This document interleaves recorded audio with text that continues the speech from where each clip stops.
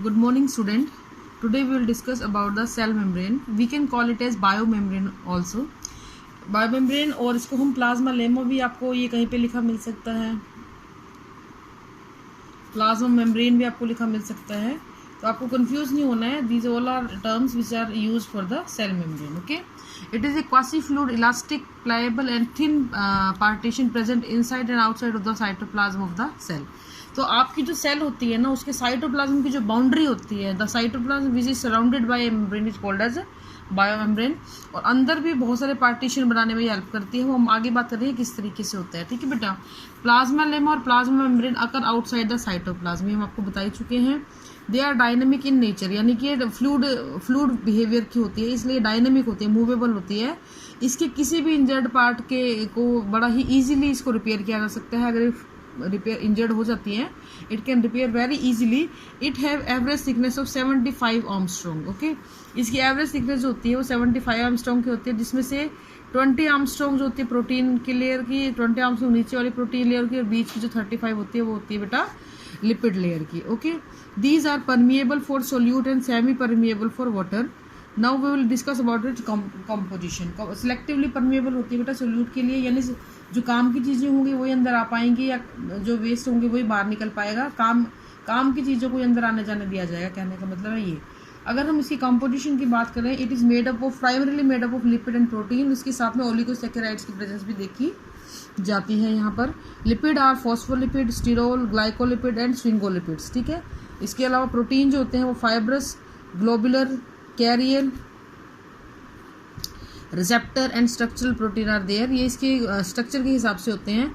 और अगर हम बात करें ओलिगोसैकेराइड्स की, देयर हेक्सोज, फ्यूकोज, हेक्सोएमाइंस. तो इनमें बेटा लिपिड और प्रोटीन जो होते हैं इसकी अधिकता देखी जाती है. ये एक्सेसरी होते हैं, साइड में प्रेजेंट होते हैं. Now we will discuss about the detailed structure of membrane.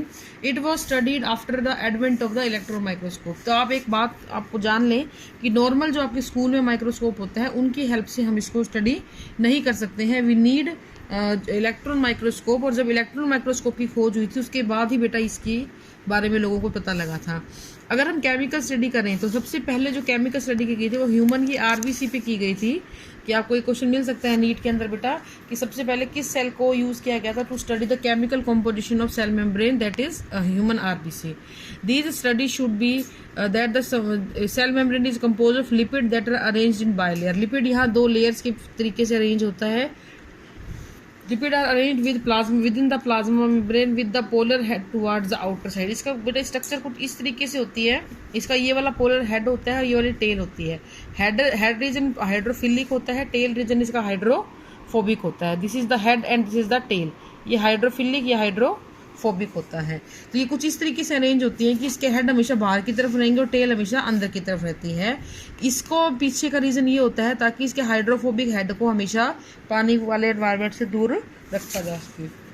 यहाँ पे जो लिपिड होता है बेटा वो किस फॉर्म में मिलता है? फॉस्फोलिपिड की फॉर्म में मिलता है. ये भी नीट में बहुत बार पूछा जाता है. In which form the lipid present in the plasma membrane? It present in the form of phospholipid. The lipid component of the membrane is phosphoglycerides भी बोलते हैं इसको. Now the biochemical investigation revealed that the cell membrane also possesses protein and carbohydrate. तो protein और carbohydrate मिलता है यहाँ पे. अब एक चीज़ ध्यान रखना, हर सेल की मेम्ब्रेन की जो रेशियो है लिपिड प्रोटीन का सबका अलग अलग होता है, सबका सेम नहीं होता है. अगर हम आरबीसी की बात करें तो there are 52% of protein and 40% of lipid. NCERT की लाइन है बेटा. एनसीईआरटी में यूं की हुई लाइन लिखी हुई है, तो थोड़ा ध्यान दें इस पर. अगर हम प्रोटीन की बात करें, if you are talking about the protein present in the cell membrane, तो प्रोटीन दो तरीके का होता है dependent on the ease of extraction. Ease of extraction का मतलब यहाँ पे है बच्चों कितनी आसानी से उसको अलग किया जा सकता है. तो ये दो प्रकार का है, integral protein and peripheral protein.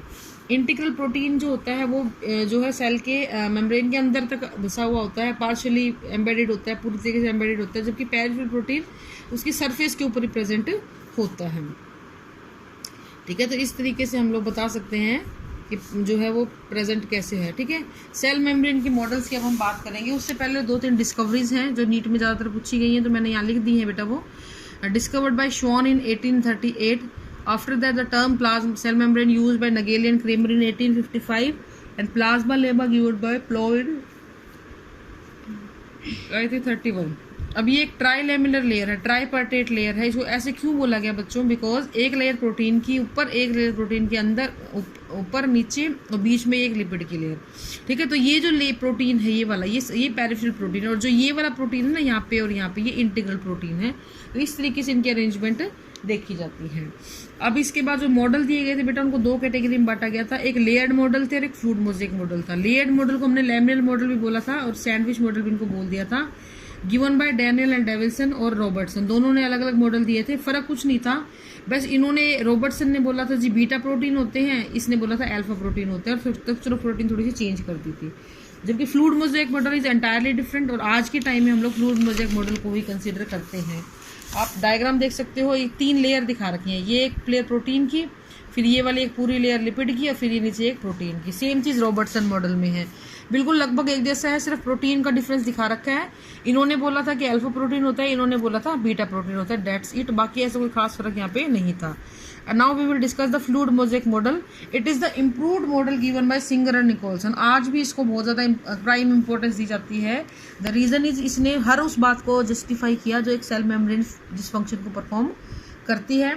ये बोलता था कि जो आपकी मेम्ब्रेन है वो क्वासी फ्लूइड नेचर की होती है, जो प्रोटीन के लेटरल मूवमेंट में help enable the protein lateral movement with in the overall bilayer. Lipid जो प्रोटीन है वो इजीली इधर उधर मूव कर सकता है, और इस मूवमेंट की एबिलिटी को हम फ्लूइडिटी बोलते थे।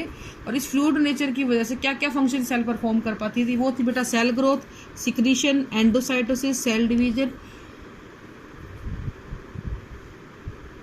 formation of intracellular junction. According to this model, the membrane does not have uniform disposition of lipid and protein. इसके हिसाब से यूनिफॉर्म डिपोजिशन नहीं था, कहीं कहीं पे प्रोटीन थे, कहीं कहीं पे लिपिड थी। तो इस तरीके से एक यूनिफॉर्मली अरेंज्ड लेयर जैसी कोई स्ट्रक्चर यहाँ पे नहीं देखी गई थी। कुछ कुछ जगहों पे प्रोटीन जो है वो मिल रही थी बाय लेयर में। इसको आप ऐसे भी बता सकते हो कि protein iceberg in are floating in the sea of lipid. तो एक समुद्र है लिपिड का जिसके अंदर प्रोटीन के आइसबर्ग फैले हुए हैं। इंटीग्रल प्रोटीन बहुत इंपॉर्टेंट होती थी, इसको इंट्रिंसिक प्रोटीन भी बोलते हैं, और पेरिफेरल प्रोटीन को एक्सट्रिंसिक प्रोटीन भी बोलते हैं। अगर हम प्रोटीन कंटेंट की बात करें तो लगभग 70% जो है वो इंटीग्रल प्रोटीन हमारी काम में आती है, और टनल प्रोटीन जो होती है वो ट्रांसपोर्टेशन में हेल्प करती है। Now we will discuss the function of the plasma membrane. Transportation में हेल्प करती है। ये ट्रांसपोर्टेशन 2 तरीके का हो सकता है, पैसिव और एक्टिव। अगर हम पैसिव ट्रांसपोर्टेशन की बात करें तो पैसिव ट्रांसपोर्टेशन में एनर्जी की यूटिलाइजेशन नहीं होती है, जबकि एक्टिव ट्रांसपोर्ट में एनर्जी यूटिलाइज होती है। फिर आता है न्यूट्रल, जितने भी सोल्यूट्स होते हैं न्यूट्रल, वो भी आराम से डिफ्यूजन के जरिए प्लाज्मा मेम्ब्रेन के आर पार जा सकते हैं। ऑस्मोसिस शो करती है ये। इसके अलावा सोडियम पोटेशियम पंप ये शो करती है। कैरियर प्रोटीन होते हैं जो कि किसी आयन को लाने जाने का काम करती हैं। तो इस तरीके से ये बहुत सारे फंक्शंस को परफॉर्म करती है जो हमारी सेल की ग्रोथ के लिए भी आवश्यक होते हैं बेटा। This is all for today. Thank you and have a nice day.